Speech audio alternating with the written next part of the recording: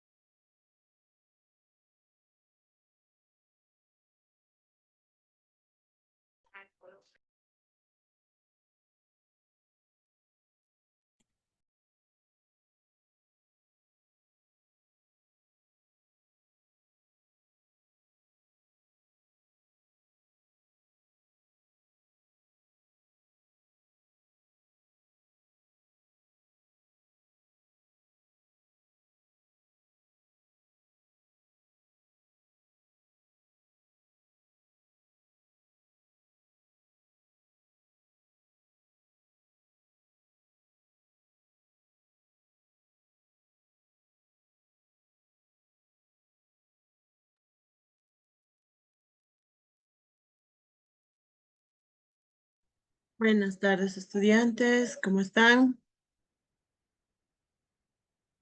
Buenas tardes, doctora. Buenas tardes, buenas tardes.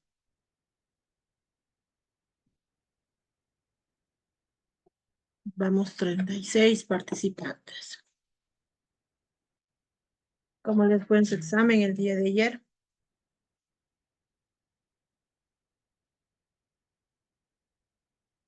Bien, doctora.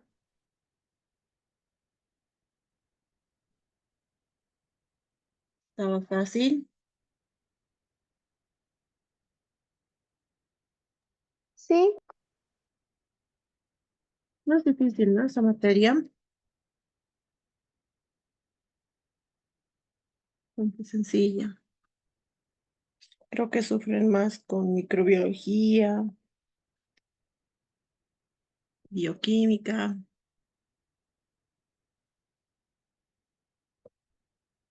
Son esas más.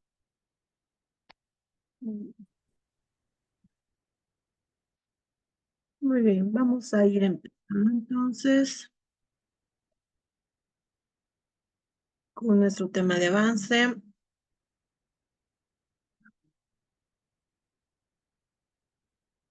Prácticamente con esto estaríamos entrando a lo que es el parcial, ¿sí? Hasta ascariasis ingresa a su parcial. Por lo tanto, hemos logrado avanzar bien sin dificultades. Estamos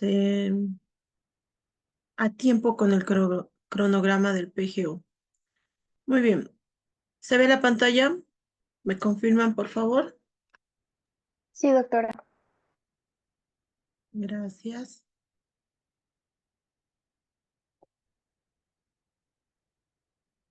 Ascariasis. Estamos cambiando de parásitos. Como pueden apreciar, los ascaris son gusanos. A partir de aquí ya empezamos a ver diferentes variedades de gusanos. Si bien van a variar en sus características morfológicas, vamos a poder apreciar que en cuanto a gusanos, tenemos diferentes clasificaciones. Es por eso que los dividimos por sus formas, por la ubicación, por el tamaño. Incluso existen diferentes formas en las que ingresan estos parásitos al cuerpo humano. En las cariasis, nosotros podemos hacer una clasificación de gusanos planos, gusanos redondos, ¿sí? Pueden ver aquí ustedes un mapa donde nos está mostrando este mapa mental los diferentes helmintos que existen. Hace un análisis en cuanto a sus estructuras, una clasificación en la que vemos a los nematelmintos, a los platelmintos, céstodos, tremátodos. Hablamos de parásitos que son hísticos, sanguíneos, intestinales, de ahí las diferentes características de daños que pueden ocasionar.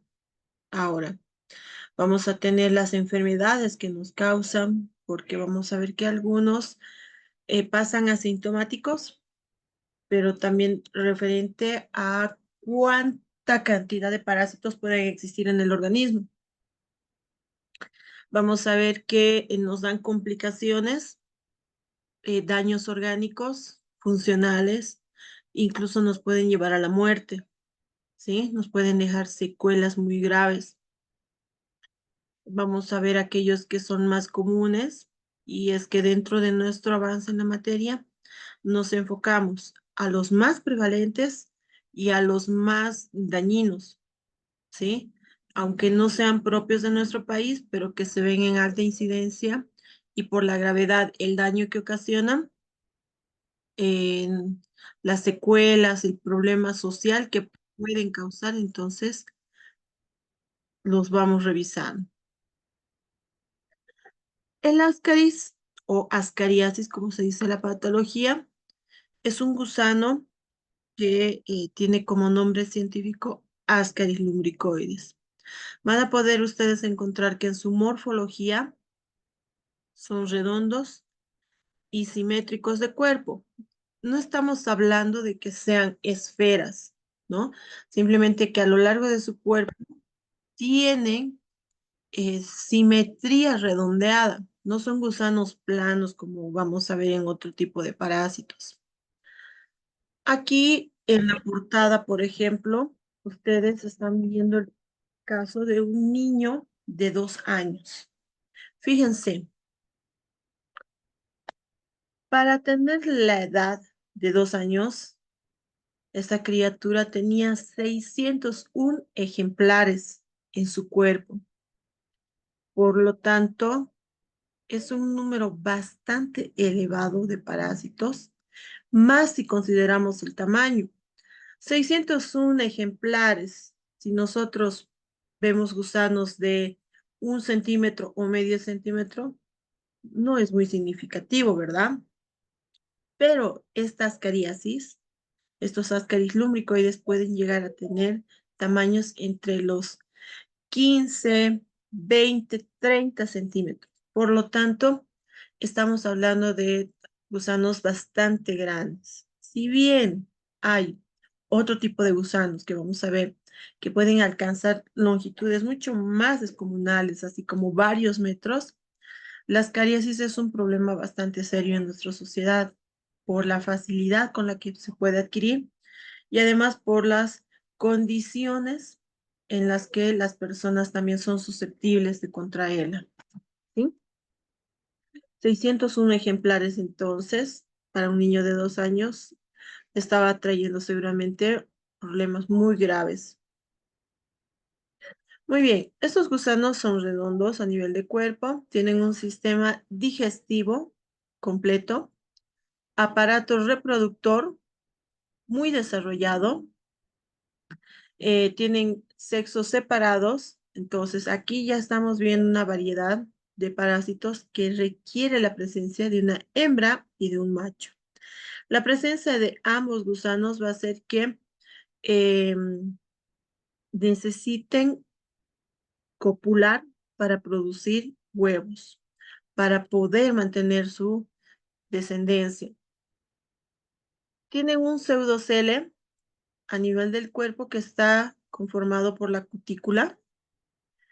Tiene una hipodermis y una capa muscular. Esto hace que el gusano sea resistente en el medio interno húmedo en el que va a vivir dentro del organismo sin necesidad de que sufra degeneración o edema y degeneración posterior. Así que son resistentes para vivir a nivel de los intestinos y todas las secreciones, humedad y factores que pueden incluir en el interior. Son gusanos que se van a reproducir por huevos y eso va a llevar a que produzcan los mayores casos de geomintiasis debido a que pueden permanecer mucho tiempo en la tierra. Dentro de las geomintiasis encontramos también otras variedades de gusanos que después vamos a ir viendo, pero les adelanto, los tricocéfalos, las uncinarias y los estrongiloideasis. Ahora, los Ascaris lumbricoides, que es el nombre científico, tiene dos sexos, dijimos, ¿verdad? La hembra puede llegar a medir entre 20 y 30 centímetros de longitud por 3 a 6 de diámetro a nivel de su cuerpo. El macho, en cambio, es más pequeño en longitud, mide entre 15 y 20 centímetros y tiene un cuerpo de 2 a 4 milímetros. ¿Cómo reconocemos cuál es hembra y cuál es macho? Pues existen características morfológicas que nos ayudan. Tienen un extremo que corresponde a la cabeza, donde se va a encontrar la boca, el esófago, sistema digestivo, el útero, los ovarios, ¿sí? Aquí los testículos. Pero al finalizar la cola vamos a ver que el macho tiene una curvatura en la punta. Es un enrollamiento que tiene en este extremo que nos permite diferenciarlo de la hembra. Aquí gráficamente a la hembra le han dado una curvatura, ¿sí? Pero esta va a seguir a lo largo. Nos fijamos el extremo de la cola y vamos a ver que solo el macho desarrolla esta espiral. En cambio de la hembra es recta. Entonces, esa es la forma de identificar. No nos vamos a basar en el tamaño, porque muchas veces están en diferentes fases de crecimiento. Entonces, sería un poco difícil determinar es una hembra o es un macho por el tamaño, ¿sí?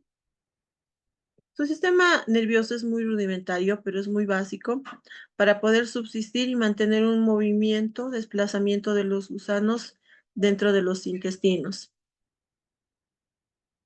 Ah, tienen un color rosado o blanco amarilloso. Esta característica hace que se confundan con las lombrices de la tierra. Ustedes han debido ver las lombrices, ¿verdad? Esos gusanitos rosados que están en la tierra abonando, que tienen diferentes objetivos dentro de la naturaleza. Pero lo que tiene que quedar claro es que no pueden confundirse porque no tienen nada que ver. Las lombrices de la tierra son otro tipo de gusano que no produce infecciones en los humanos. En cambio, los Ascaris lumbricoides, por ese parecido que llegan a tener, es que han llegado a recibir el nombre de lombrices. Y mucha gente los denomina así, han debido escuchar, que los llaman lombrices intestinales. Bien, dentro de sus características morfológicas vamos a reconocer eh, tres formas morfológicas principales. Y esta se va a basar prácticamente en que tienen huevo, aquí pueden apreciar, tienen una forma morfológica que es el huevo, la larva y el gusano adulto. Los huevos pueden tener diferentes características, lo que a veces lleva a que algunos se confundan, pero para los que estudian bien, como los estudiantes de medicina, no va a haber confusión en ese aspecto, porque vamos a aprender a reconocerlos. Tenemos los huevos embrionados, donde ustedes pueden apreciar un blastómero o una célula en su interior. Eso quiere decir que el huevo se ha fertilizado se ha fertilizado y tiene una célula o blastómero en su interior. Posteriormente, este blastómero se va a ir dividiendo y va a formar células que van a dar lugar a la formación de la larva. Pero existe otra variedad de huevo que es el infértil. Eso quiere decir que no ha logrado fertilizarse y por lo tanto está vacío. Existen características que nos ayudan a reconocer. Los fertilizados tienen una membrana gruesa con mamelones en su superficie, ¿sí? Y tienen un aspecto como de doble membrana en el interior, más el blastómero o embrión. Una vez que se va desarrollando, va formando más células hasta lograr desarrollar a la larva. ¿Sí? Prácticamente todos los huevos tienen mamelones, pero pueden haber defectos de desarrollo donde los huevos están decorticados. Mientras tengan embrión en el interior, eso no les quita que estén infértiles y que puedan llegar a madurar en el medio ambiente exterior. En cambio, el huevo infértil puede tener mamelones, como puede no tenerlos, pero se caracteriza por ser mucho más alargados que estos otros huevos, que son ovalados. Y en el interior se ve un aspecto rugoso, pero es por el aspecto de la membrana mamelonada. Por lo tanto, no se va a ver célula ni se va a ver embrión en el interior. Permítanme un segundo.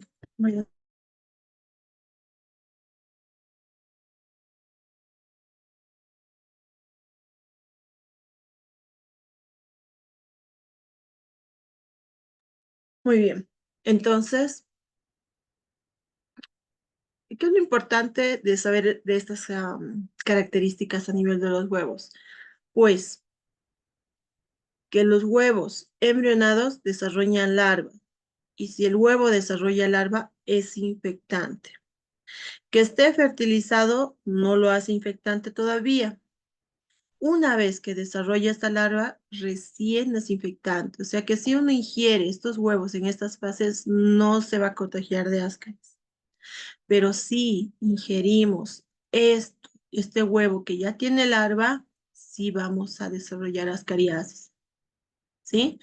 Porque lo único que busca el huevo es madurar, desarrollar la larva y esperar la oportunidad para ser ingerido. Y vamos a ver que pueden existir diferentes etapas en las que uno puede, formas en las que uno puede terminar ingiriendo estos huevos. No son visibles, son microscópicos, entonces se suelen dar de forma accidental. Al ingerir, recuerden que tienen una membrana gruesa, estas membranas se van a debilitar con el ácido del estómago.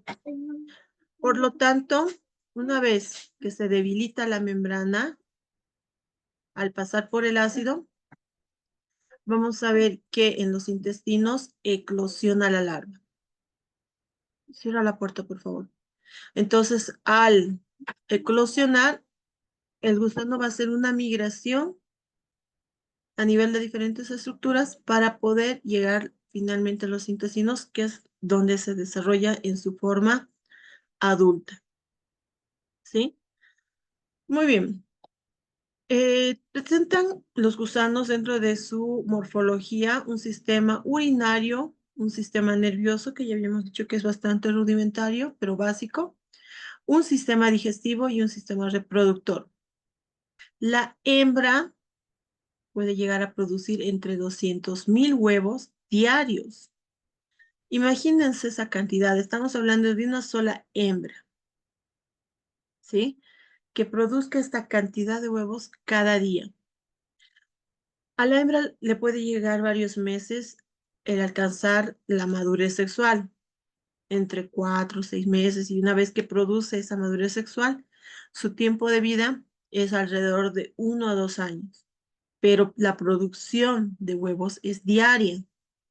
Por lo tanto, pueden ser capaces de producir alrededor de 27 millones de huevos a lo largo de su vida. Si nosotros a esto le sumamos que puedan existir varias hembras en el interior, la situación se va complicando, ¿verdad? Por el aumento de huevos. Estos huevos entonces son muy resistentes, aguantan la desecación, el sol, pueden sobrevivir en suministros de agua. Entonces tienen diferentes capacidades para poder aguantar hasta que encuentren las condiciones de ser ingeridos. Fíjense ustedes, nosotros podemos ver estas características porque los huevos son transparentes. Aún así, saliendo de las heces, pueden tener una coloración marrón o amarillenta, pero este aspecto lo adquieren porque se pigmentan con la bilis que es liberada a la luz intestinal. Por lo tanto, aún así, son apreciables sus contenidos. Y fíjense, acá se puede ver una larva en el interior. Vamos a ver otras imágenes donde se pueden apreciar las células. Pero de todas formas, no se requieren tinciones para poder visualizar al parásito. El Ascaris lumbricoides es un gusano, entonces, hemos dicho, cilíndrico o redondeado, largo. Si nosotros seccionamos el cuerpo, vamos a poder apreciar su cutícula. Vamos a ver su hipodermis y vean, las capas musculares son estas. De ahí que tienen la facilidad de moverse, desplazarse a nivel de la luz intestinal. En su composición simple pueden ver que tiene un intestino, oviducto, pseudoceles, tienen ovarios, tienen un útero y aparatos excretores. Por lo tanto, esto les da las condiciones básicas de subsistencia dentro de su huésped, pero no les da la característica de poder vivir de forma independiente en el medio ambiente externo. Así que si sale un gusano, este muere. Y la única forma en la que puede vivir es únicamente sobrevivir o subsistir es a través del huevo, de la presencia del huevo que va a dar lugar a una nueva generación. Ya hemos hablado de que el Ascaris tiene una hembra y un macho. Entonces el macho tiene la cola curveada y la hembra suele ser recta. Vamos a ver en los análisis, cuando veamos en el laboratorio al parásito, que tienen características morfológicas reconocibles. Tenemos Ascaris donados que hemos conseguido, ¿sí? A nivel de la cola, vamos a poder apreciar que tienen unas papilas preanales, una cloaca, tienen unas papilas posanales que se van a ir congregando a nivel de la punta. Pero vean, sus órganos sexuales están en el tercio superior, o sea, más cerca de la cabeza. Y vamos a apreciar que hay un ginecóforo y vamos a ver que el órgano sexual masculino copula en esta zona.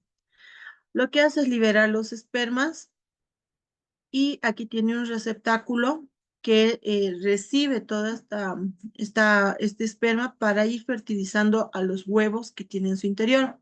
Y a medida que van siendo fertilizados y madurando, también son liberados a través de este canal ginecófono, ¿sí?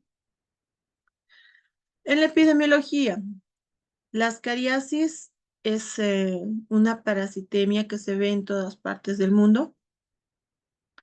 Se encuentra prevalentemente en zonas geográficas con climas cálidos templados y que tengan cierto grado de humedad.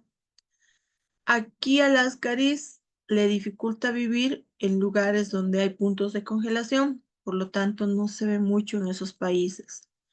Otro factor es que la ascariasis tampoco puede vivir en estos desiertos inhóspitos donde no hay ni agua y el sol quema todo lo que toca, ¿verdad? Por lo tanto, debido a las condiciones climatológicas, tiene gran facilidad de adaptarse a los otros climas, donde, como les dije, tiene que haber calor y humedad. Por eso es la geomitiasis más prevalente del mundo y además causa una parasitemia que en algunas personas pasa sintomático, de ahí que ignoran tener el parásito.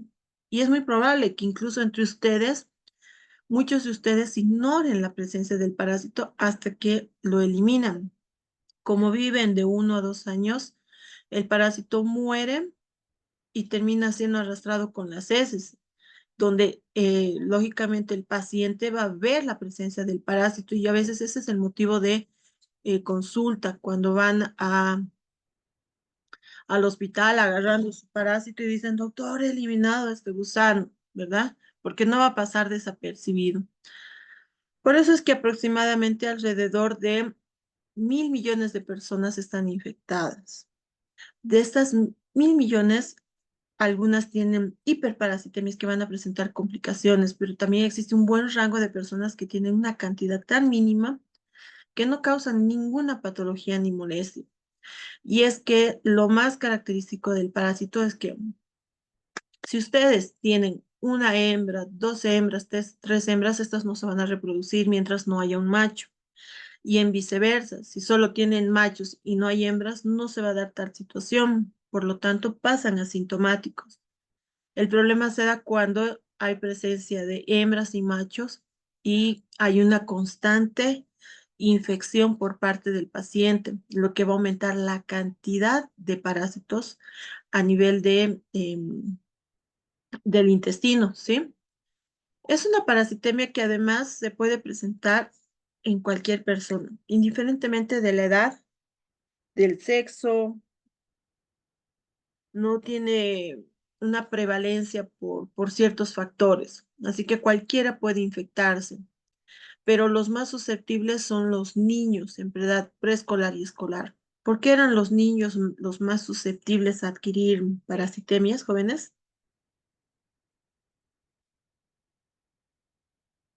¿Qué era lo que predisponía a que ellos estén más parasitados que otros?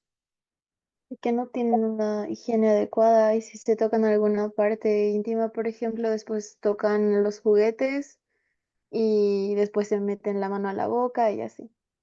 Ya, sí, va relacionado a la falta de higiene, ¿verdad? Además, cuando ustedes roten por pediatría, van a notar que dentro del desarrollo de los niños existen etapas en las que ellos están conociendo al mundo. Incluso ustedes lo han debido ver, aquellos que han estado cerca de niños. Todo niño chiquito, ¿qué es lo primero que hace? Agarra algo y a la boca, ¿verdad? Le das tu mano, agarra tu mano y a la boca. Todo va a la boca porque es una forma de conocer su mundo, conocer estructuras, conocer sabores. De esa forma aprenden a discriminar qué es bueno, qué es malo. Por eso cuando uno les da limón, chupan y ya no quieren volver a tocar el limón, ¿verdad? O si tocaron algo picante, algo amargo. Entonces, va en esa parte de su conocimiento. Y es ahí donde a veces terminan comiendo cosas que no deben. Y sí es bueno que los niños conozcan su mundo, que aprendan a jugar con tierra, pero el hecho de que no tengan hábitos de limpieza va a condicionar a que esas criaturas también sean susceptibles a infectarse. Ahora, hay factores que están asociados a su nivel socioeconómico, y es que ante la falta de recursos, tienen limitaciones alimenticias lo que va a llevar a que entren en factores de desnutrición. ¿Y qué es lo que pasa cuando los niños están desnutridos? Tienen deficiencias nutricionales, minerales, vitamínicas. Y dentro de esas deficiencias adquieren un hábito que es la geofagia. Ante esa necesidad de querer ingerir minerales o hierro, porque son niños anémicos, quieren comer tierra. Esto también se suele ver en personas adultas por deficiencias nutricionales, trastornos alimenticios y en las embarazadas, ¿sí? Así que esas personas que tienen estos hábitos de geofagia, que es comer tierra, pueden estar predispuestos también a contagiarse. Condiciones socioeconómicas y el empleo de heces humanas como fertilizantes. En la agricultura, la tierra que se cultiva se debe fertilizar. Han debido ver muchos de ustedes que se utiliza el abono de la gallina, ¿verdad? Incluso de animales que son vegetarianos. Y le hace bien a la tierra. Es una forma de adquirir nutrientes. Pero el problema incurre cuando las personas utilizan eh, fertilizantes humanos, o sea, heces humanas o fertilizantes de heces de cerdos. ¿Por qué creen que trae problemas utilizar este tipo de fertilizantes? A ver, antes de que les explique. ¿Cuál creen que podría ser el riesgo?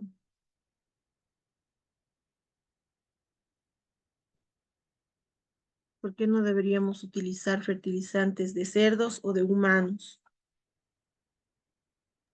Por la presencia de parásitos o algún otro tipo de microorganismo.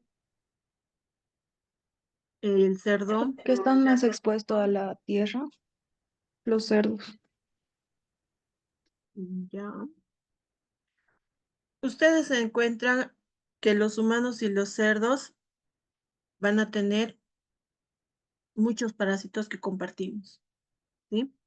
Entonces, si el humano le contagia al cerdo y el cerdo es capaz de contagiarle al humano y estamos viendo que dentro del ciclo de vida del parásito este es capaz de producir huevos y huevos que son resistentes a diferentes cambios y pueden permanecer en la tierra, entonces imagínense que uno utilice como fertilizantes estas heces, predispone a que estos huevos queden atrapados en los cultivos.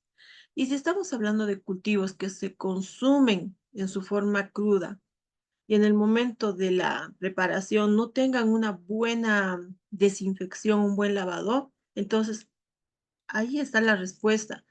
La infección se va a dar fácilmente a las personas, ¿sí? Incluso a los mismos animales, porque en el campo agarran y a veces cosechan algunos de estos cultivos para dar alimento a sus animales, lo que va a hacer que estén infestados y haya un círculo vicioso de reinfección y contaminación y que se puede ir diseminando a otras especies, o sea, a otros cerdos, a otros humanos o a otras especies susceptibles a contagiarse con el mismo parásito. Por eso es que este empleo de heces humanas es un factor importante de contaminación. Ahora, algo que tiene que quedar claro en esta parasitosis de las cariasis es que la transmisión no es directamente fecal-oral. Habíamos visto, por ejemplo, en los trofozoitos anteriores que ya hemos avanzado, que sí se podía dar una transmisión fecal-oral, por lo que me decía su compañera, ¿verdad? Los niños agarran la manito, meten al pañal, agarran cosas y a través de los vómitos los otros niños se contagian. Y eso es porque los quistes ya salían infectantes a través de las heces. Por lo tanto, el momento en que ingresaban eran infectantes automáticamente. Aquí en las cariasis, el huevo sale fertilizado. Hemos visto que algunos salen infértiles, pero los fertilizados no son infectantes todavía.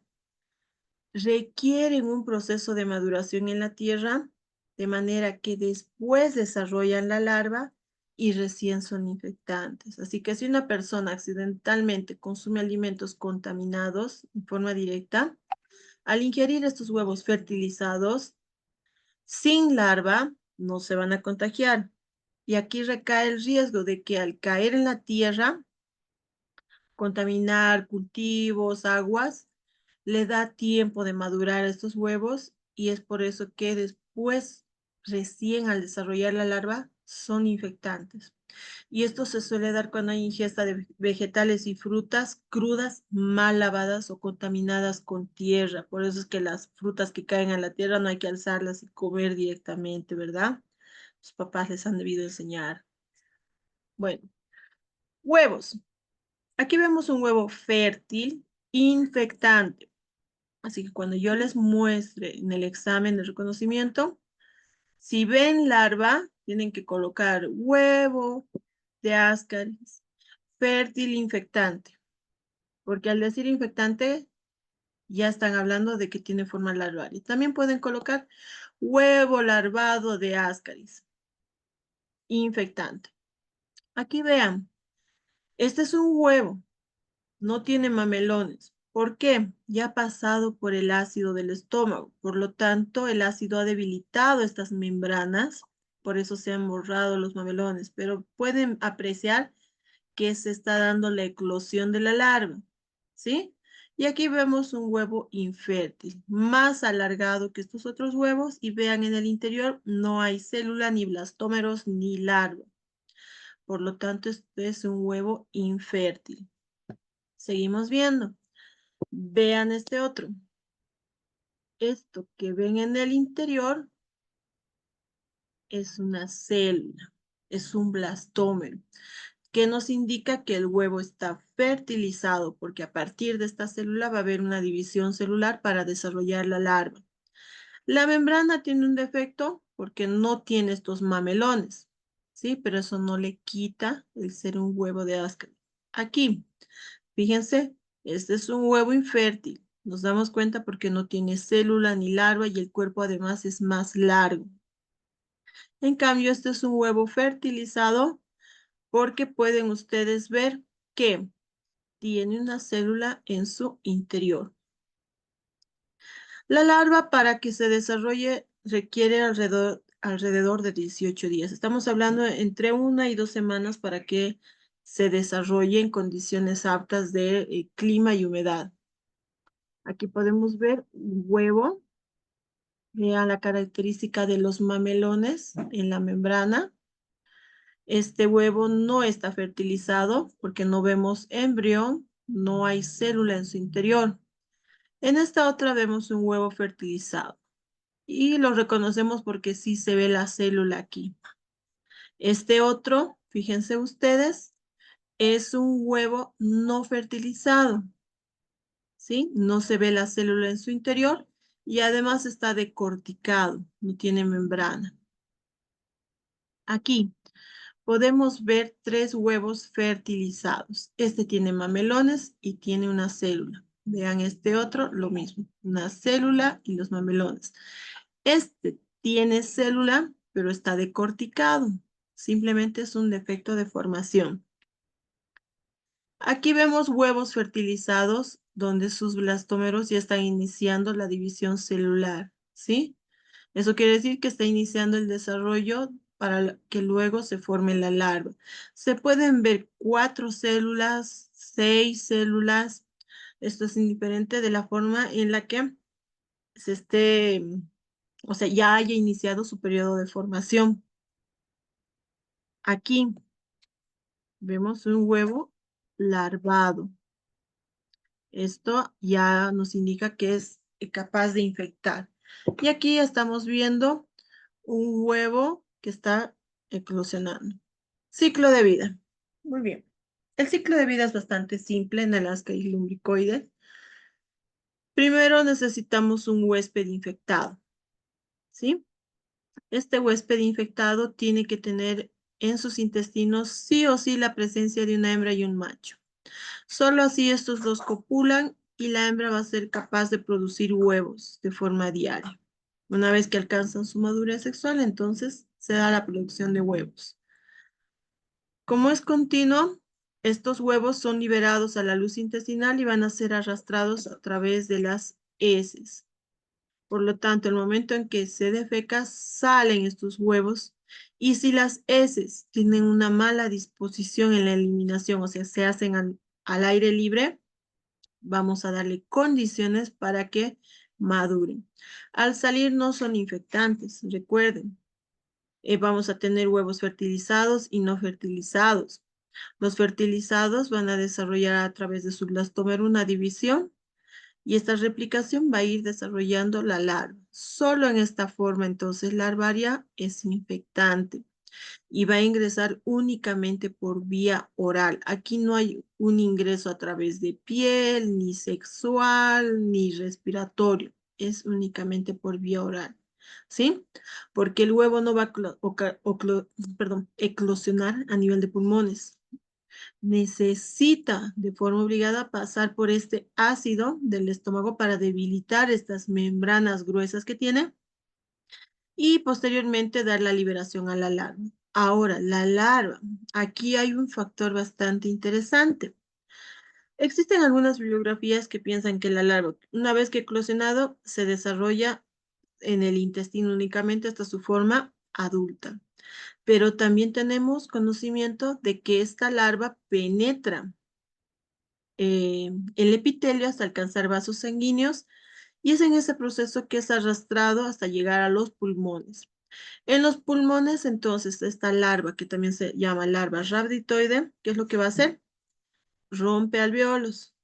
Al romper alveolos va a salir a la luz de los alveolos, va a producir una reacción inflamatoria con producción de flemas, dando reacciones inflamatorias que van relacionadas con fiebre, malestar. Entonces, esta persona desarrolla un cuadro tipo neumónico donde la producción de flemas va a tener larvas, las cuales van a producir expectoración.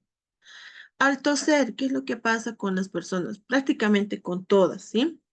Es cierto que cuando eliminan flemas grandes, algunas escupen estas flemas, pero la mayoría, ¿qué es lo que hace? Expectora y posteriormente deglute lo que está expectorando. Entonces esto da paso a que las larvas tengan un trayecto directo hacia los intestinos, que es donde se van a desarrollar en su forma adulta, ¿sí? Así que en este otro ciclo biológico, vean, una persona que defeca al aire libre, lo cual va a condicionar a que se puedan contaminar suministros de agua o incluso cultivos. Y cuando estos se consumen en su forma cruda y están mal lavados o desinfectados, condiciona que ingresen por vía oral. Es en este ingreso donde pueden entrar hembras, machos o si ya existe la presencia, aumente la cantidad poblacional con la elevación en producción de huevos. Ahora, aquí vemos otras imágenes de huevos. Vean este huevo embrionado, que está la célula. Este no está embrionado. Nos damos cuenta porque la célula tiene otro aspecto. En cambio, esta imagen así rugosa, tipo arenosa y vacía, nos indica que no se ha embrionado.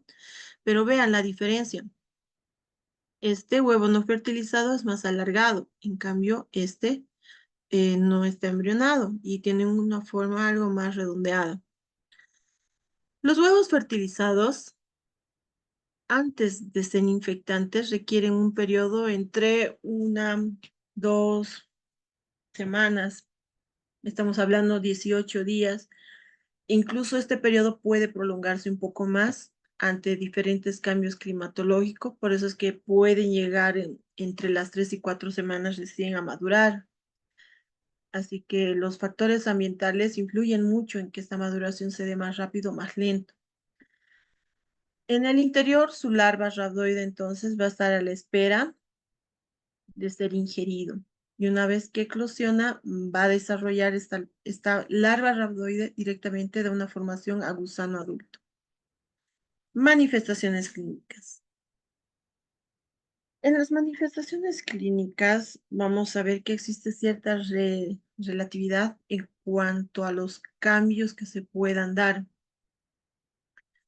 Y es que va a depender mucho de cuántos parásitos tenga la persona. Va a estar totalmente influenciado por el factor nutricional e inmunológico del humano, del individuo, y va a estar también relacionado referente a los lugares que vaya a afectar el parásito.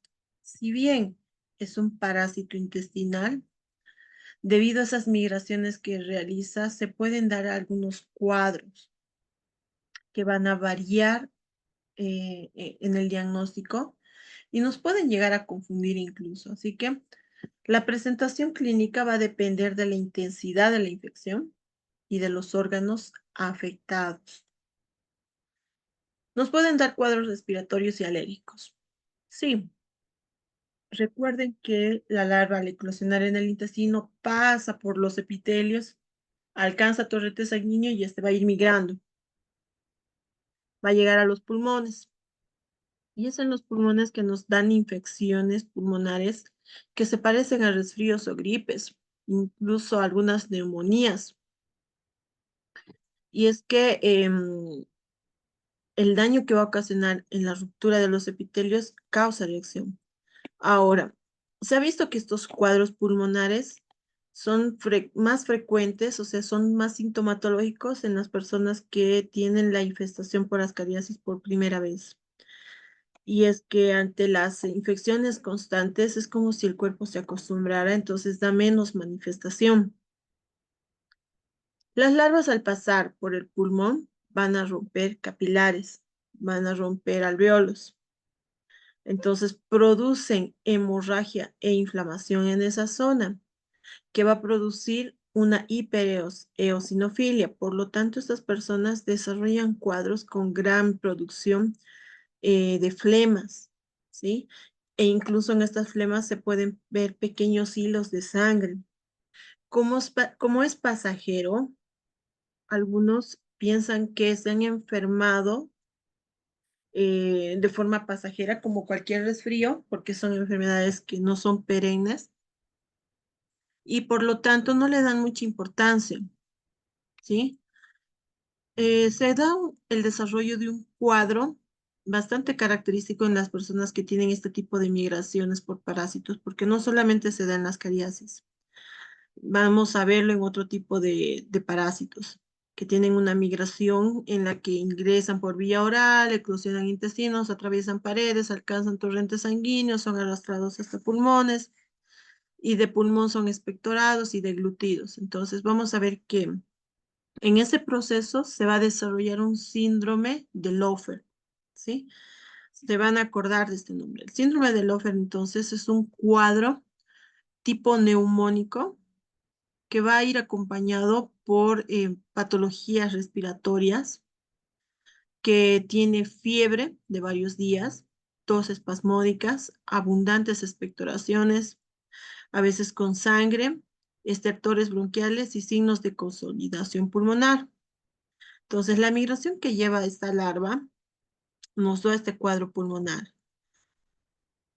No hay muchas documentaciones en cuanto a que el parásito se quede en el pulmón, pero sí leí un caso clínico donde un paciente por un defecto pulmonar no podía expectorar y esa falta de expectoración evitó que la larva siga el curso de la deglución, expectoración y deglución.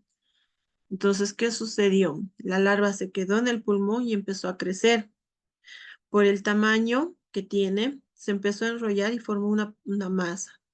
¿Cuándo se dieron cuenta de que era una ascariasis? Cuando entraron a cirugía pensando en un tumor y extirparon la masa y vieron que en el interior había un gusano de ascaris. Recuerden que el cuerpo cuando reacciona ante un agente extraño, lo ataca, ¿verdad? Y en ese ataque, cuando el patógeno es resistente o es muy grande, hay la dificultad para eliminarlo. ¿Qué es lo que hacen los tejidos? Forman un tejido de granulación alrededor para evitar que se muevan, como si lo encerraran, para evitar diseminaciones. Entonces, eso es lo que ocurrió en ese paciente. Luego, ver esa patología en otros pacientes no es común, para nada, porque suelen seguir el ciclo de la expectoración, ¿sí? Así que estas personas van a ser diagnosticadas, se va a diferenciar de unas neumonías virales o bacterianas a través de ciertos análisis y bajo la identificación de lesiones alveolares múltiples, exudado inflamatorio y hemorrágico. Es que los laboratorios van a ser determinantes para ver si realmente se trata de virus, bacterias, hongos que también pueden darnos cuadros neumónicos. A nivel intestinal, es un gusano que en su forma adulta no penetra epitelios, no se alimenta de nuestras células. Pero, ¿qué es lo que va a ocurrir? El hábitat que tiene es a nivel de la luz intestinal. Entonces, producen un movimiento, un desplazamiento a nivel de los intestinos, porque además tienen que evitar ser arrastrados junto con los alimentos o los desechos. Así que buscan formas para adherirse a los pliegues intestinales y evitar arrastrarse. Un ascaris, dos ascaris, tres ascaris no te van a traer patologías graves. El problema se da cuando aumenta la cantidad de ascaris, ¿sí? Y por la cantidad numerosa y por los tamaños que adquieren, entonces empiezan a distender el intestino. Recuerden ustedes que a nivel de intestino tenemos una luz, ¿verdad? Esta luz suele manejarse a través del peristaltismo, donde se relaja y se contrae para que puedan pasar los alimentos. Pero si a esta luz nosotros le agregamos gran cantidad de parásitos, ¿qué va a hacer? Van a empezar a comprimir las paredes intestinales. Al comprimir las paredes intestinales van a causar una dilatación intestinal y al frotar el cuerpo del gusano con la pared intestinal, causan irritación e inflamación en las paredes. Por lo tanto, este epitelio de absorción va a perder sus capacidades y es por eso que se van a dar otras sintomatologías asociadas a los parásitos. Las personas que tengan entonces cantidades numerosas de parásitos van a tener dolor abdominal difuso como los síntomas más predisponentes. Además, esa irritación va a hacer que no se absorba líquidos, que como esté inflamado, el tránsito sea más rápido, produciendo diarreas. En esas diarreas vamos a ver moco por la inflamación. Van a desarrollar meteorismo en un efecto reflejo por tratar de eliminar la lesión. El cuerpo reacciona a través de vómitos y náuseas. Ahora, en las infestaciones severas se ve un abombamiento del abdomen. ¿Qué es lo que ocurre entonces? Ustedes lo han debido ver. Se ve mucho esto. Niño flaco y que tenga una panza grande, ¿qué es lo que dicen? ¿Qué es lo que dicen en el campo?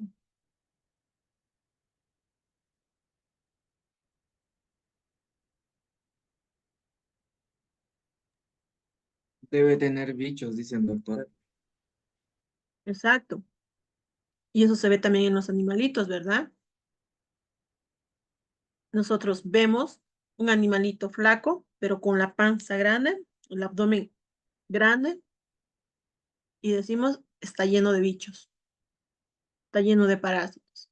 Y es lo que se va a dar. Entonces, van a entrar en una deficiencia nutricional porque no pueden absorber alimentos, porque la diarrea hace que el alimento salga rápido, los vómitos también van a hacer que haya pérdida de alimentos, y la distensión no se da porque están acumulando grasa, sino porque hay tanto parásito que está empezando a distender las paredes intestinales. Así que dentro de las complicaciones por hiperparasitemias, un 72% de las complicaciones se va a dar por obstrucción intestinal. Ahora imagínense, ustedes tienen gran cantidad de parásitos. Se están distendiendo, se está distendiendo el diámetro intestinal. ¿Qué es lo que va a pasar? Esas paredes se han inflamado, pierden sus vellosidades, se empiezan a aplanar, se adelgazan. Y cuando hay obstrucciones por parásitos, el cuerpo va a tratar, a través de la peristalsis, va a tratar de deshacerse de aquello que está ocluyendo. Esto asociado a los reflejos de vómitos y peristaltismos y el taponamiento que existe a través de los parásitos va a hacer que estas paredes que se han debilitado se terminen reventando, rompiendo. Ahora imagínense una ruptura intestinal en peritoneo. Va a haber una contaminación que va a llevar a una peritonitis, va a haber liberación de parásitos. El intestino es un tejido muy irrigado, así que las rupturas nos van a llevar a hemorragias. Entonces es un cuadro catastrófico que va a requerir cirugías incluso de emergencia para tratar de salvar la vida de estos pacientes. ¿Sí? Entonces pueden ser obstrucciones intestinales o suboclusión intestinal. Cuando las parasitemias son tan elevadas, tienen dos vías por las que pueden salir, o por arriba o por abajo. Y es por eso que hay personas que terminan vomitando ascaris, o en las heces es donde ven los gusanos eliminados. Vean este cuadro. Es una oclusión intestinal que se dio a causa de este ascaris que produjo que las paredes intestinales se adelgazaran. Vean. Producto de ese adelgazamiento y compresión, hay una falta de irrigación al tejido, así que este tejido se necrosa y eso condiciona en que incluso puede ser mucho más susceptible a romperse. Si nosotros vemos además el contenido que hay en el interior que está lleno de bacterias y de desechos, imagínense el cuadro de peritonitis que se va a dar en estas personas. Entonces, se tiene que reseccionar este tejido necrosado, hacer anastomosis, entonces hacer varios lavados, tratar de controlar las peritonitis, porque la peritonitis no se soluciona con un lavado. Es un cuadro bastante difícil de manejar. Y a eso asocian el tamaño que tienen los gusanos. El macho de 15 a 20 centímetros, la hembra de 20 a 30 centímetros. Entonces son bastante grandes si lo asociamos a las cantidades numerosas que pueden haber en intestinos. Migraciones. Muy bien. Eh, pueden darse las migraciones erróneas. Si bien habitan a la luz de los intestinos, estos parásitos son capaces de moverse a otras estructuras porque ya hay un número mayor y van a buscar mejores condiciones. Entonces, ya les dije, o van arriba o van abajo. ¿Qué estructuras que tengan conducto podemos encontrar hacia arriba?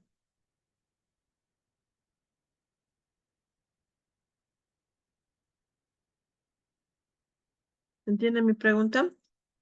Están en intestinos y van en forma ascendente. ¿A dónde creen que podrían entrar que tenga conducto?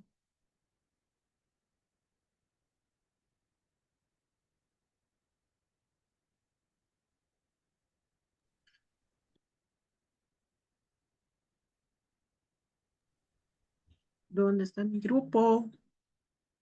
¿No están atentos? Al estómago, doctora, por eso. Van a salir a través del vómito. ¿Pero qué estructura hay en la parte superior, en los intestinos, cerca al estómago, que tenga un conducto? La El vesícula esófago. biliar. Vesícula o el hígado. El colédoco, ¿verdad? Y a través del colédoco tenemos una comunicación hacia la vesícula, hacia el hígado, hacia el páncreas. Entonces, pueden ingresar a través de esta estructura y hacer una migración errónea.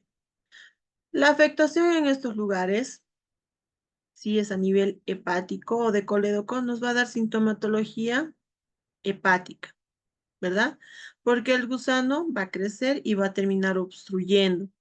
Por lo tanto, la secreción, el drenaje que hay de la vesícula, del páncreas, va a terminar acumulándose, así que nos van a dar cuadros de inflamación en zona hepática que van a tener duración prolongada, que además tienen la característica de ser resistentes a los analgésicos. Por la obstrucción y falta de excreción, va a haber ictericia. Van a desarrollar fiebre, leucocitosis con neutrofilia, vómito. Y va a haber una defensa muscular porque lógicamente al estar irritado cuando nosotros realicemos palpación, va a ser un doloroso y va a dar resistencia a la palpación blanda que debería darse en condiciones normales. ¿Sí? Ahora, las cosas se pueden complicar. Puede pasar como una coledocolitiasis, que muchas veces se confunde así. Yo lo he visto en cirugía cuando hemos entrado y hemos querido sacar la piedra y salía la cabecita del gusano y por el colédoco. Y terminaba siendo una obstrucción por parásito. Puede dar complicaciones porque la vesícula va a tratar de excretar su acumulación y como está obstruido puede haber un reflujo hacia el páncreas. Entonces, imagínense esta reacción. Que haya un reflujo hacia el páncreas nos puede dar problemas pancreáticos. Entonces, todo el cuadro se puede ir complicando a medida que esto también se prolongue, no se maneje rápidamente. Los factores predisponentes para que los gusanos ingresen al colédoco se puede dar desde el tamaño del gusano y la facilidad de ingresar por esta estructura a aquellas anormalidades que se pueden dar a nivel de anatomía en las vías biliares. Se ve también mucho en personas que ya han pasado por procesos quirúrgicos en estas vías, donde a veces se dilata el colédoco para que se puedan eliminar piedras, lo que va a condicionar a que el parásito tenga facilidad para penetrar. En las migraciones también pueden seguir una vía hepática donde terminan creciendo e instalándose y la presencia del gusano nos va a dar una infiltración, de leucocitos, monocitos, producto de la reacción inflamatoria. Y es que van a tratar, nuestro cuerpo trata de deshacerse del parásito. Pero ¿qué es lo que ocurre? Vean ustedes que ante la falta de eliminación de un elemento tan grande como es el parásito, el cuerpo va a tratar de encerrarlo. Pero las células que han migrado en ese lugar forman pus.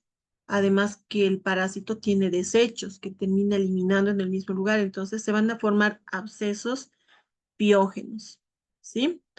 Muchas veces no se conoce la causa del absceso piógeno hasta que drenamos y encontramos los parásitos en el interior. Y los abscesos se pueden desarrollar por diferentes cosas, así que en cirugía o en el proceso, en la intervención es cuando descubrimos que se trataba de un ascaris. ¿Qué van a tener estas personas? Permítanme un segundo, voy a cerrar la.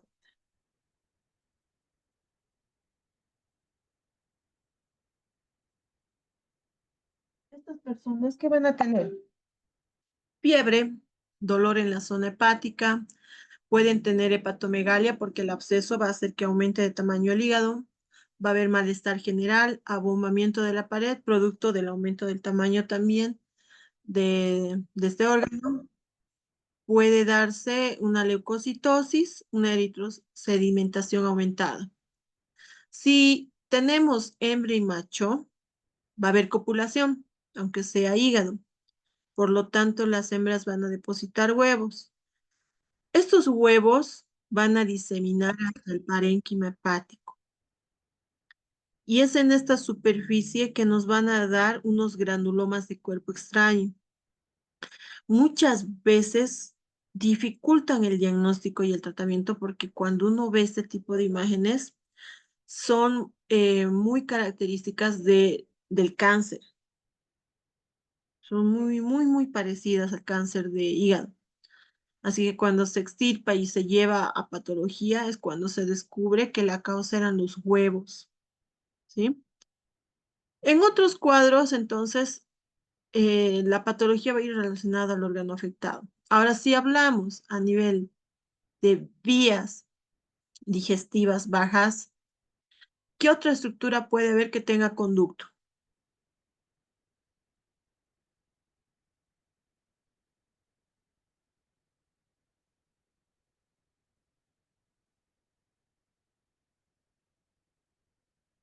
A ver, jóvenes, si en las vías digestivas superiores estaba el colédoco, a nivel de vías digestivas inferiores, ¿qué puede haber que tenga un conducto? Riñones, No tenemos conexión directa con los riñones. ¿Otro? Intestinos, Ya están en intestino los gusanos. Otro. Vamos, anatomía, recuerden que viene El después del apéndice. intestino delgado. Muy bien, Carol, el apéndice. Entonces, recuerden que es una estructura cerrada con un pequeño conducto y sí, lamentablemente a veces se pueden dar migraciones erróneas hacia el apéndice. Entonces, el cuadro va a ser como cualquier apendicitis, obstrucción, inflamación, necrosis, hasta rupturas puede haber por producto de la inflamación y de la necrosis, ¿sí? En la migración de las vías digestivas, entonces, los cuadros se suelen manifestar por el vómito y la eliminación de los gusanos por boca e incluso nariz. A nivel nutricional, va a haber una afectación bastante grave en las personas, pero esta se va a marcar más en los niños, ¿sí? Ustedes van a ver que los niños que se enferman con diarreas o cualquier cuadro parecido, se descompensan más fácil que una persona adulta, ¿verdad? Y es que un día o 2 días de diarrea los deja deshidratados, por la falta de comida se descompensan, pierden electrolitos, entonces es catastrófico para ellos. Todavía una persona adulta a la fuerza trata de controlar y su cuerpo también resiste más.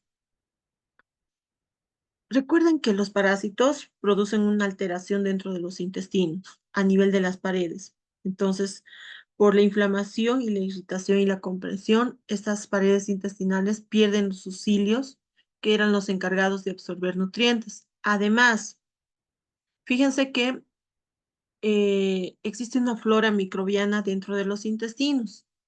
Al existir esta irritación y esta inflamación, también se altera la flora microbiana. Por lo tanto, producto de la alteración de la flora microbiana, pérdida de cilios, que se produzca una irritación con tránsito intestinal rápido, no va a dar tiempo a que el cuerpo pueda absorber. Recuerden ustedes que la secreción del páncreas, de la bilis, asociado a la flora microbiana, ayudan a sintetizar y absorber vitaminas. Por lo tanto, estos niños, cuanto más tiempo pase, van a tener más deficiencias nutricionales, van a tener anorexias, van a ser niños que no van a estar dentro de los estándares de crecimiento, van a tener estaturas bajas, pesos bajos, así que disminuye la absorción y utilización de carbohidratos, grasas, proteínas, vitaminas, van a tener falta de absorción de hierro, lo que va a llevarles a anemias. El vómito y la diarrea hace que pierdan sus alimentos. Por lo tanto, esos pequeños en edad de preescolar o escolares van a estar muy desnutridos. ¿Y qué es lo que va a pasar con ellos? Que van a tener un déficit cognitivo con mal rendimiento escolar. Son niños que están cansados, debilitados, somnolientos. Y esto a medida que se va complicando va a llevar a la muerte de los niños. Entonces, vean, el cuadro se complica bastante. Así que en base a estos datos y a esta evolución, ¿qué es lo que se ha hecho? De manera profiláctica, se ha implementado desparasitar a estos niños susceptibles a la parasitemia en periodos de 4 o 6 meses, sin determinar que esté o no esté infectado, ¿sí? Simplemente por el riesgo, porque a veces se dificulta el evaluar a cada niño por falta de recursos, equipos. Recuerden que en algunos lugares a veces no hay ni luz, no se pueden utilizar microscopios, entonces se complica la situación, falta de médicos y esas cosas. Y se ha visto que en estos grupos susceptibles, al realizar esas desparasitaciones cada 4 o 6 meses, de forma repetida, han mejorado sus condiciones de salud. Han aumentado de peso, han crecido, han mejorado en su nivel cognitivo, han elevado en sus niveles sanguíneos su hierro, su albúmina, las vitaminas A y C. Por eso es que les dan a veces suplementos para ayudar a que esas vitaminas puedan ejercer un efecto reparador de los tejidos dañados.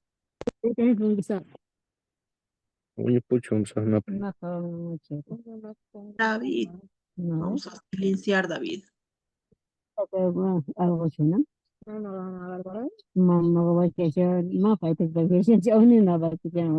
escuchando su conversación del David. Ahora ya no lo escuchamos. Muy bien.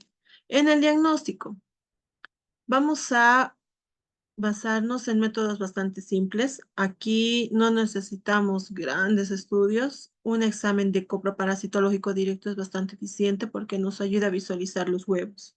Si tenemos huevos, nosotros podemos hacer un recuento de los mismos para categorizar el tipo de infección que tiene la persona. Por eso es que en infecciones leves calculamos menos de 5.000 huevos, ¿sí? En el estudio. Infecciones medianas tienen entre 5.000 y 50.000 huevos. Infecciones intensas, mayor, eso está al revés, ¿sí? Mayor a 50.000 huevos. ¿Para qué nos sirve saber qué tan infestada está una persona? Pues a la hora de hacer el tratamiento es importante ver si una persona tiene una infección leve o es intensa. Ya vamos a ver por qué. Cuando este diagnóstico del coproparasitológico se complica cuando la persona solo tiene machos o solo tiene hembras o tiene hembras que todavía están inmaduras, porque no va a haber producción de huevos, ¿sí? Otra de las formas de hacer el diagnóstico es mediante la visualización directa del parásito. No necesitamos hacer más estudios si el paciente nos muestra que ha eliminado ese ascaris o mientras dura la internación se logra ver en las heces el parásito. Ahora, el tratamiento. Este tratamiento utiliza la familia de los benzimidazoles como uno de los mejores fármacos, tanto por su eficacia, por la diseminación que realiza, por la acción, por la accesibilidad y el costo que suelen tener. Dentro de las familias de los benzimidazoles vamos a ver que en sus diferencias suelen inhibir la utilización de la glucosa por parte del gusano. Entonces, si el gusano no tiene azúcar, entra en un debilitamiento porque va a disminuir su fuente de ATP. Por lo tanto, se va a agotar y va a morir por falta de energía.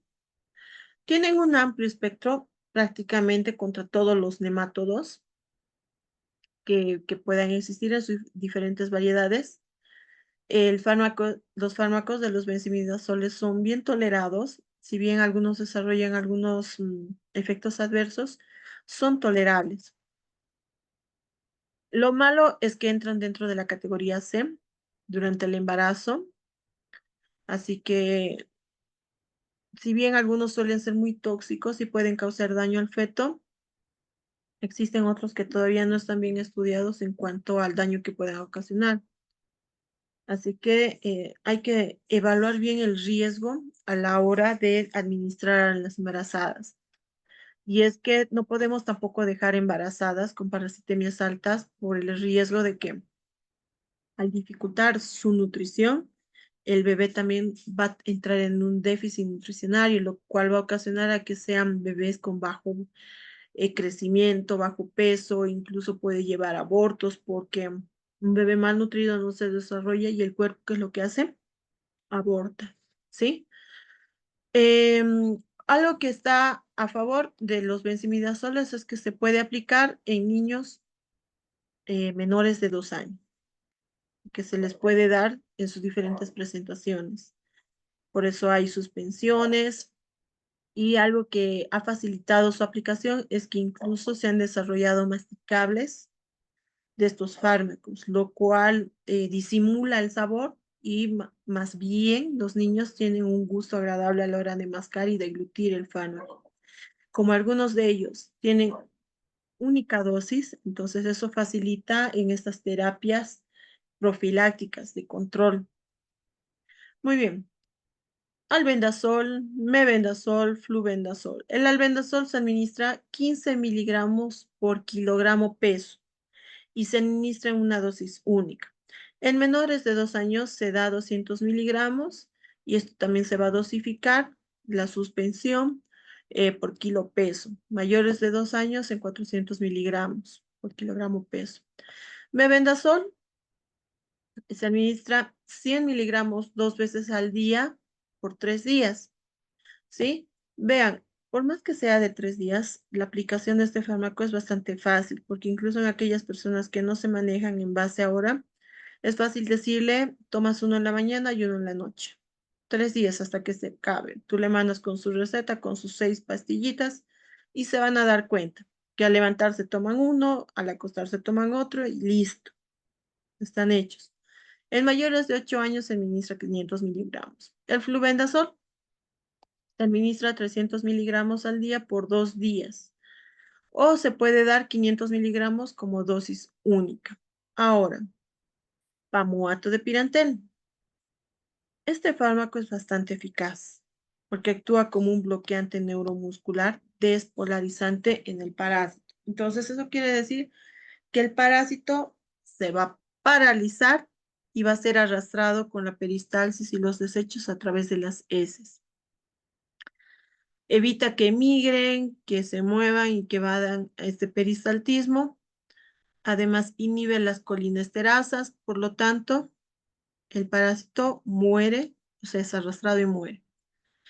Lo que hay que tener cuidado es que las personas a las que vamos a administrar pamuato de pirantel no estén utilizando piperacina al mismo tiempo.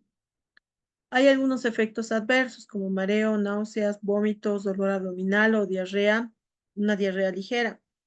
Pero recuerden que al ser una única dosis, esto también va a ser pasajero, así que es tolerable, pero es bueno saber los efectos adversos para recomendar al paciente que va a tener esos cambios en su cuerpo, esas reacciones.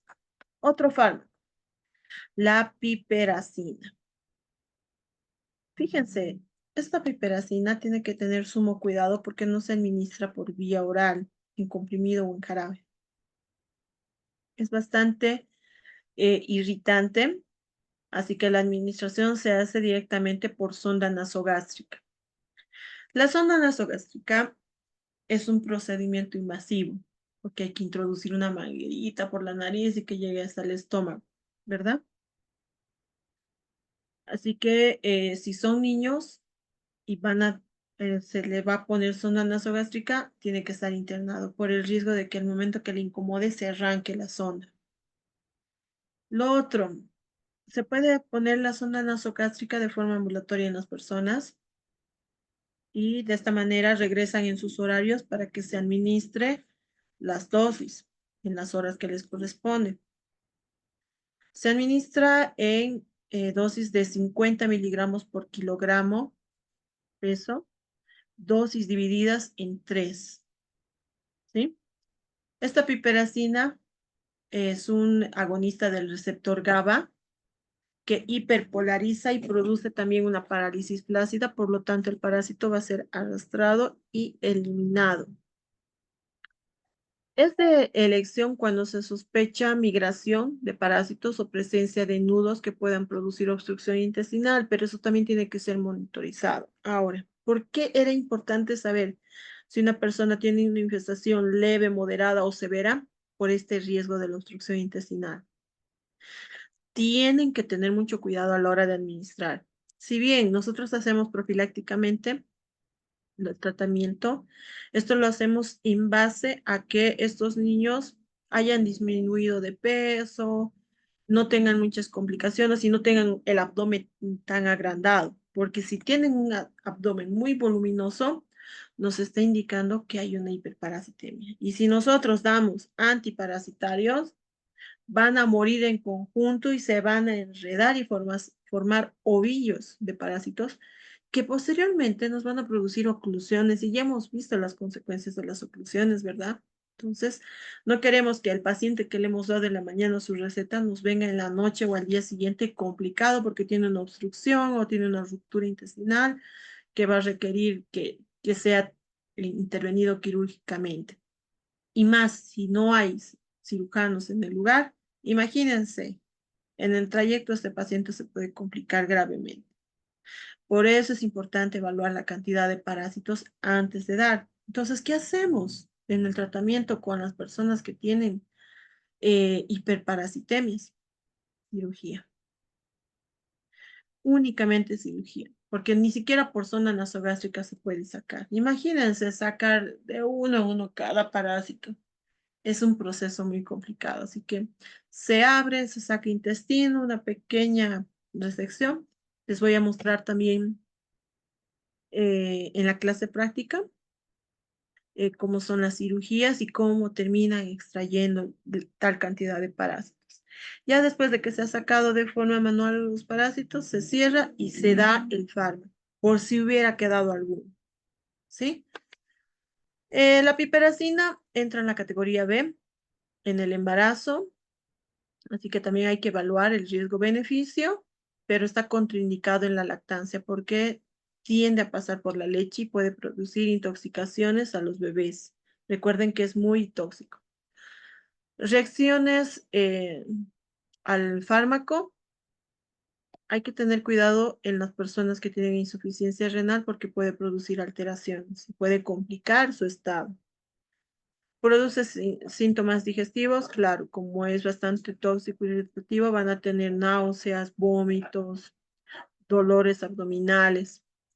Pero vean, los síntomas neurológicos pueden ser bastante considerables. Por eso hay que recomendar que las personas que se les administra piperacina, no manejen automóviles, maquinarias pesadas, porque van a tener síntomas neurológicos como ataxias, vértigos.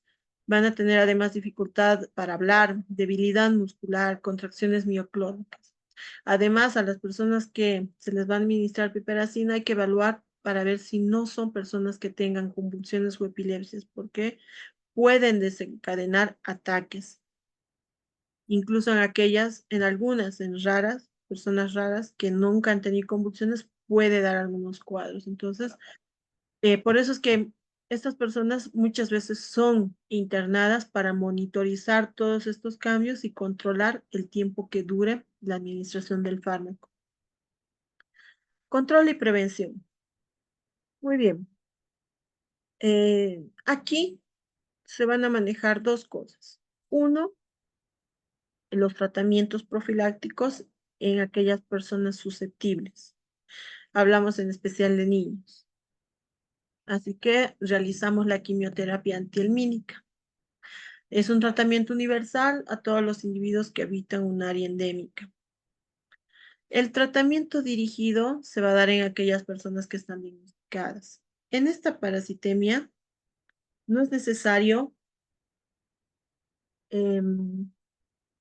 hacer un tratamiento a todo el núcleo familiar, porque estamos viendo que la transmisión no se da de forma directa, como en otros parásitos.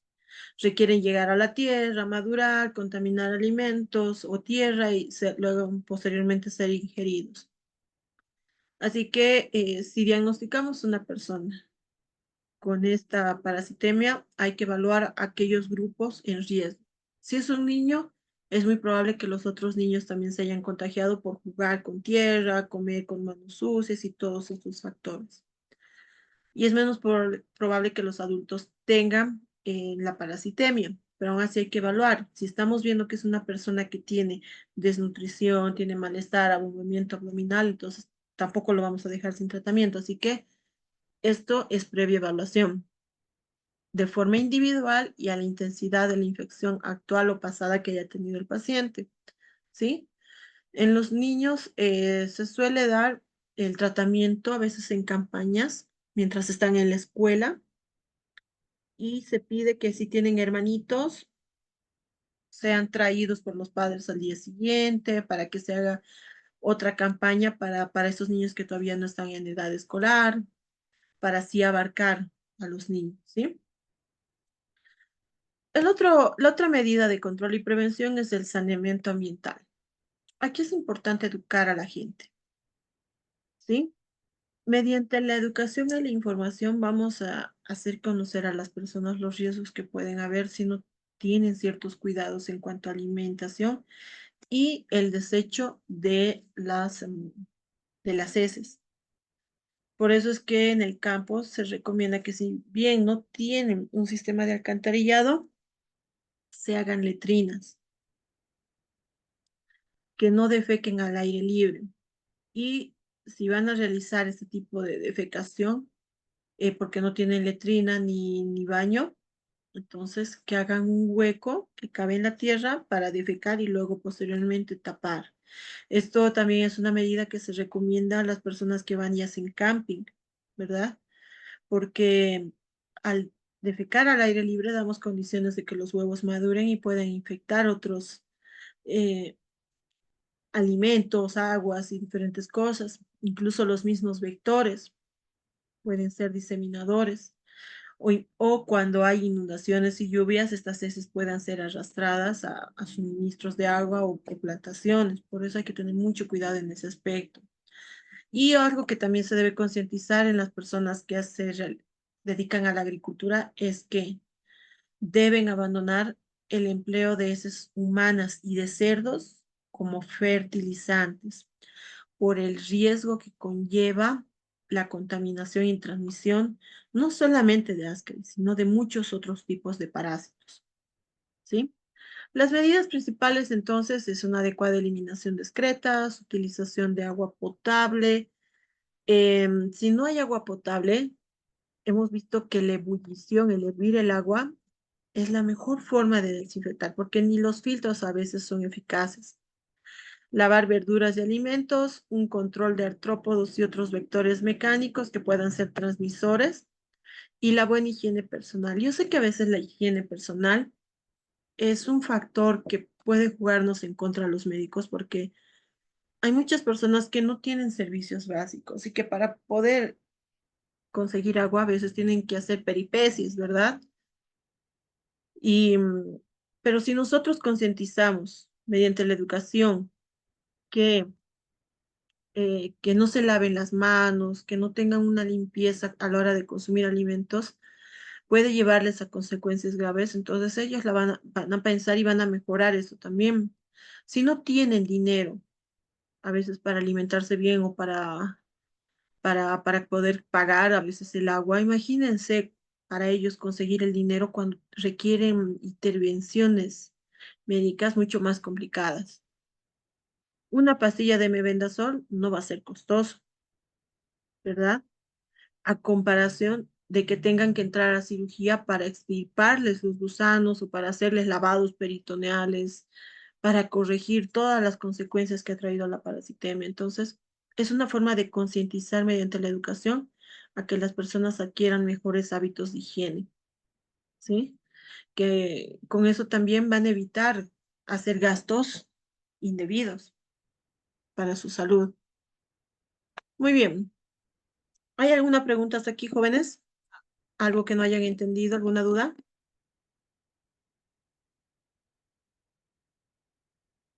Ya, espero que haya quedado claro. Como pueden notar, ya estamos cambiando de tipo de parásito. Al entrar a los helmintos, a los gusanos, va a cambiar nuestra metodología de trabajo. A partir de ahora vamos a hacer este tipo de cuadros en la presentación de trabajo, ¿sí? Esto les va a ayudar a categorizar mejor las ideas y la información. Fíjense aquí, tenemos el Ascaris lumbricoides. En su morfología vamos a colocar sus huevos, la larva y el gusano adulto. Podemos colocar pequeños datos que nos ayudan a identificar las características. Por ejemplo, los huevos, tenemos los no fértiles y los fértiles, ¿sí? Tenemos embrionados, tenemos infectantes. El infectante simplemente es el que tiene larva. En la larva tenemos la larva raditoide y los gusanos adultos tenemos una hembra y un macho. Fase infectante, huevo larvado. Es la única forma, ¿sí? Puede estar embrionado, pero si no tiene larva no es infectante. Fase de diagnóstico, observación de huevos en copro parasitológico o visualización del gusano. Este gusano puede salir en copro, puede salir por vómitos, podemos verlo en estudios imagenológicos, se puede ver en ecografías, ya vamos a estar viendo en la práctica cómo son visibles. Manifestaciones clínicas a nivel intestinal, a nivel respiratorio, alergias, a nivel de complicaciones por migraciones erróneas, como las manifestaciones hepáticas o el apéndice, ¿sí? Muestra y método de diagnóstico, copro o presencia del huevo. Tratamiento, vamos a poner los fármacos que hemos conocido. Prevención y control, ya hemos hablado, eliminación de excretas, hervir el agua, limpieza, vectores. Entonces, resumido, si se fijan ustedes, aquí no tenemos que colocar mucha información en cuanto a letras, son más que todo palabras claves, ¿sí? Mecanismo de transmisión, tierra fecal oral, huevos larvados, hospedero definitivo el humano, hospedero intermediario, en esta especie no hay intermediarios. Por lo tanto, tienen que hacer esto. Ahora, hay estudiantes que en las fases morfológicas amplían este cuadro y logran hacer entrar el ciclo de vida. Pero si ustedes lo ven muy pequeño, en el reverso de la hoja pueden dibujar el ciclo de vida. No se olviden que el ciclo de vida es a mano. Esto lo pueden hacer a mano o en computadora, pero el ciclo de vida a mano. Ahora, el Mintos, lo estamos avanzando ahora, va a ir para la siguiente semana. Por lo tanto, si vemos un parásito más, pueden adjuntarlo en la misma hoja, como pueden ver aquí, o cómo pueden hacer una hoja para cada parásito. ¿Quedó claro, jóvenes? ¿Se entendió la información, jóvenes? Sí, doctora. Sí, doctora. ¿Tienen alguna pregunta, alguna duda? No, doctora. Ya, muy Doctora, una bien. duda. Dime. Para el examen, para el día de mañana tenemos que ir presencial para la clase práctica. No, mientras se mantenga esta instrucción de que las clases sean virtuales, vamos a darlo virtual. Sí, yo voy a preparar un examen por tiempo, de manera que ustedes lo resuelven y luego hacemos el reconocimiento de imágenes de forma oral, pero también virtual. He habilitado en el Moodle una tarea donde me van a mostrar solamente las imágenes y firmas que hemos dibujado. No es necesario que me manden el cuestionario. Ya después eso lo vamos a complementar, no se preocupen, tienen nota.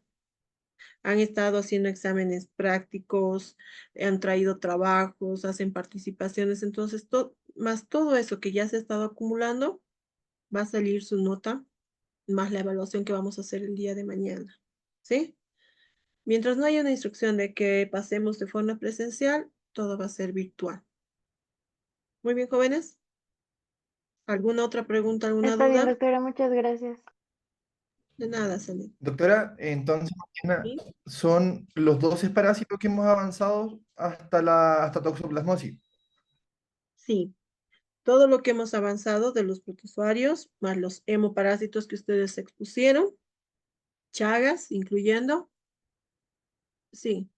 Ascaris entra al primer parcial, pero repito, no va a entrar al práctico, ¿sí? No les voy a acumular. Así que estudien todo lo que ya hemos visto, repasen porque ya han ido estudiando para cada clase. Han visto lo que pregunto en las clases prácticas y en el examen va a ser similar, así que no se asusten, no entren en crisis. No va a estar más complicado ni rebuscado de lo que yo les he estado preguntando cada clase.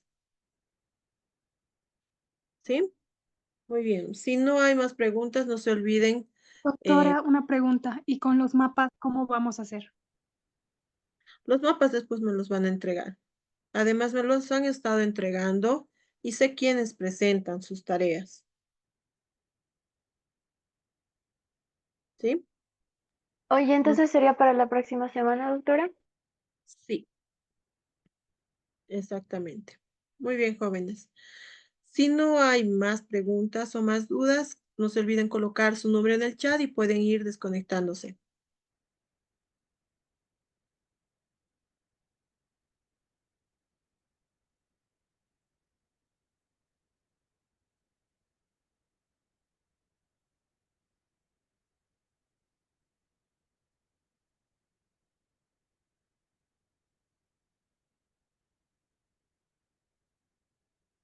Hasta luego, jóvenes.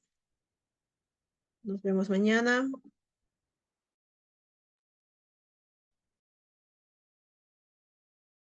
Hasta luego, doctora.